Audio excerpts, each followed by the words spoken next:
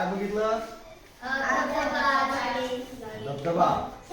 यातले तुम्ही ओळखू शकता की तिथं आम्हाला असा प्रकारचा खडक दिसला सर. सांगा बरं, खडक आहे की नाही?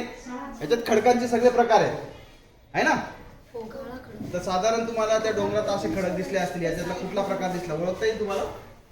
आपल्याकडे साधारण महाराष्ट्रामध्ये कोणत्या प्रकारचे खडक सापडतात बघा बरं. याच्यातला तुम्हाला लक्षात येईल, वाचून बघा. सर असे खडक आम्हाला तिथे दिसले बाबा. ओळखा बरं. हो का? पांढरा. बरं. हे सगळे वेगवेगळ्या खडकाचे प्रकार आहेत, है की नाही? हे 7वीला आहेत ना आपल्याला? हा 6वीला आहे वाटतं खडकांचे प्रकार, आहे की नाही? तुम्ही गेल्या वर्षी शिकला असाल सगळं. हे वनस्पती पेशीची रचना आहे ना? की आपण एखाद्या वनस्पतीचा छेद घेतला समजा आणि मायक्रोस्कोप खाली जर आपण बघितलं तर मायक्रोस्कोप खाली तुम्हाला अशा पद्धतीचं ते दिसणार. असं नसतं डोळ्याला उघड्याने डोळ्याला दिसत नाही.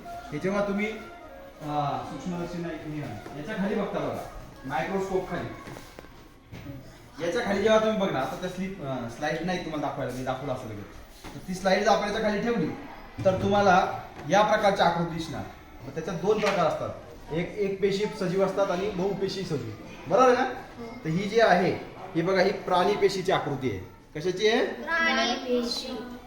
तर अशा प्रकारच्या सेल्स म्हणजे पेशी आपल्या शरीरामध्ये असतात, लक्षात घ्या. याचे याचा उपयोग कशासाठी होतो माहिती आहे?